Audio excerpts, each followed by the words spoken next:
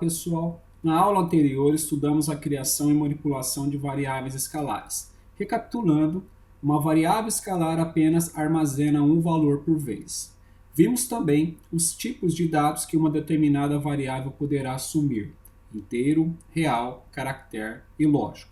Estudamos também o uso de expressões nos algoritmos, as expressões aritméticas, relacionais e lógicas.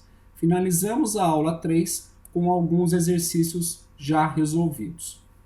Nessa aula, estudaremos as estruturas condicionais, como realizar testes em nossos algoritmos, o uso adequado das proposições e conectivos lógicos, concluindo com a tabela verdade. A estrutura condicional está inserida em nosso cotidiano no que diz respeito à escolha adequada de uma determinada decisão. Ou seja, na vida real, tomamos decisões a todo instante, as quais nos auxiliam na resolução dos nossos problemas.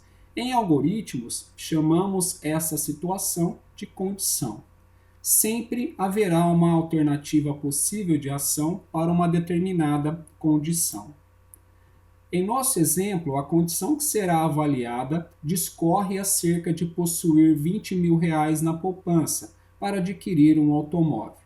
Isso é, a condição para esse exemplo nada mais é possuir R$20 mil sobrando na poupança. Essa condição é uma expressão lógica no sentido de permitir apenas duas respostas, verdadeiro ou falso. Toda condição deverá ser uma expressão lógica. Caso uma determinada condição seja avaliada como verdadeira, as ações a serem executadas podem ser constituídas por um ou mais comandos, por uma ou mais instruções. Abaixo, apresentamos a condição por meio do uso do português estruturado. Se tiver R$20 mil sobrando na poupança, então irei comprar um automóvel. Essa seria a ação a ser tomada se a condição for avaliada como verdadeira. O fim C encerra a minha estrutura condicional. No exemplo A, apresentamos a sintaxe de uma estrutura condicional. Se, condição que será avaliada, então, ações, pode ser uma ou mais, a serem realizadas se a condição for avaliada como verdadeira. E o fim C, finalizando a estrutura condicional. Abaixo, um exemplo que implementa a nossa condição anterior, ou seja, se dinheiro for maior ou igual a 20 mil, então comprar um automóvel recebe verdadeiro, encerrando a estrutura condicional com o fim C. Nesse exemplo, note que implementamos duas condições. A primeira, se tiver R$20 mil sobrando na poupança, comprarei um automóvel. A segunda condição, se não tiver R$20 mil, comprarei uma bicicleta. Repare que utilizamos o fluxograma para representar esse algoritmo. Inicialmente, a primeira condição verifica se dinheiro é maior ou igual a 10. Caso a condição retornar verdadeiro, ir ao cinema recebe verdadeiro e ver TV recebe falso. A segunda condição verifica se dinheiro é menor que 10. Caso a segunda condição retornar verdadeiro, ir ao cinema recebe falso e ver TV recebe verdadeiro. Note também o fluxo do algoritmo caso a primeira ou a segunda condição seja avaliada como falso. Vimos no início que se torna imprescindível que as expressões avaliadas dentro de uma estrutura condicional retornem um booleano, ou seja, verdadeiro ou falso. As condições apresentadas a seguir são consideradas incorretas. Então, a primeira condição diz respeito a uma atribuição e a segunda condição diz respeito a uma expressão aritmética, ambas não suportadas. Nesse nosso exemplo, o objetivo central é calcular a área de um círculo. O valor correspondente ao raio deverá ser informado pelo usuário e deve ser um valor positivo ou zero.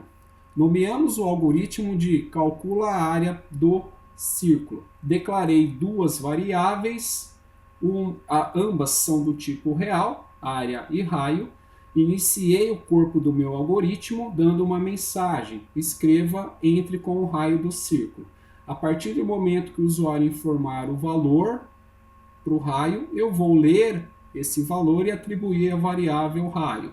E aí eu tenho a primeira condição. Se raio for maior ou igual a zero, então a área recebe π, que no nosso caso é uma constante pré-definida, vezes raio elevado ao quadrado.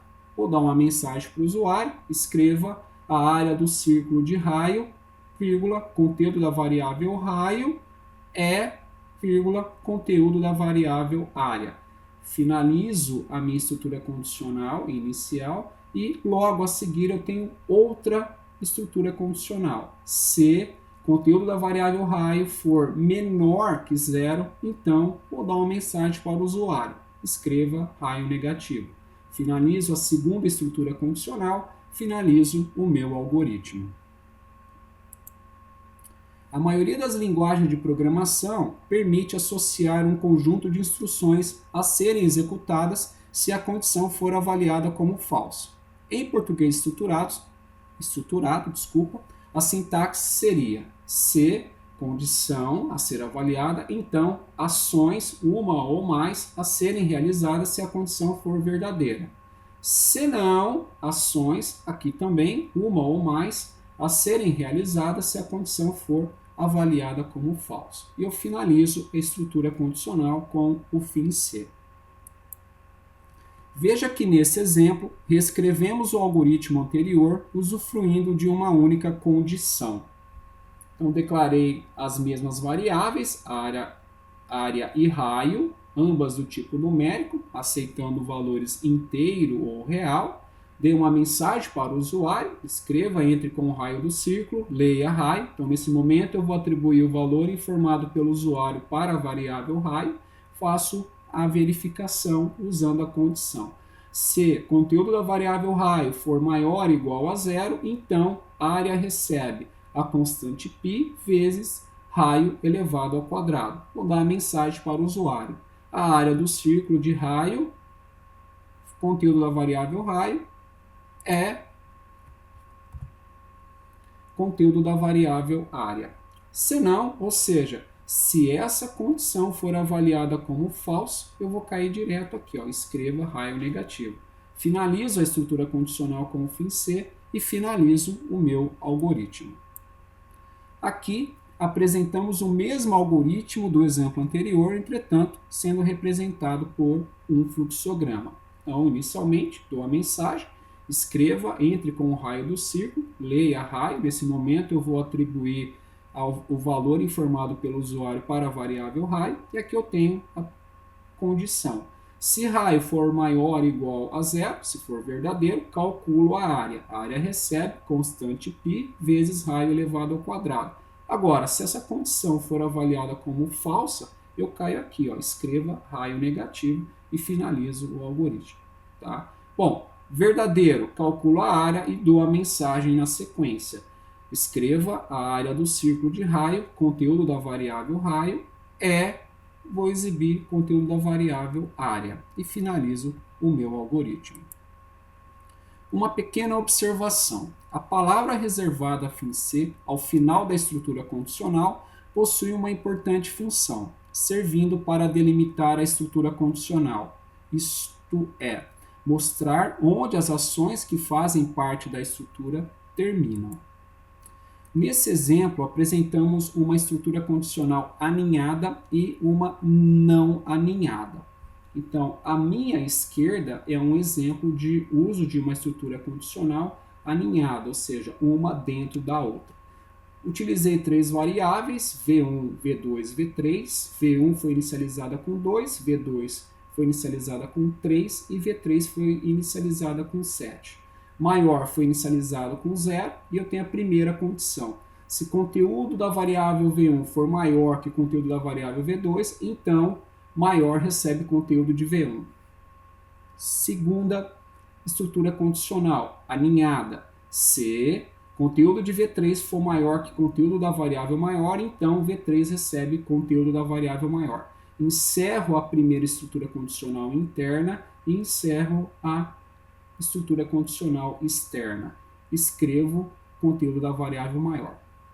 O exemplo do lado direito utiliza duas condições, porém não alinhadas. Tá? As variáveis são as mesmas e aqui o uso das condições não estão alinhados. Então, primeiro eu verifico se o conteúdo da variável V1 é maior que V2. Então, se isso for verdadeiro, maior recebe V1. Finalizo a primeira condição. A segunda, se o conteúdo da variável V3 for maior que o conteúdo da variável maior, então V3 recebe o conteúdo da variável maior. Finalizo também, encerro a segunda estrutura condicional, escrevendo aqui, por fim, o conteúdo da variável maior.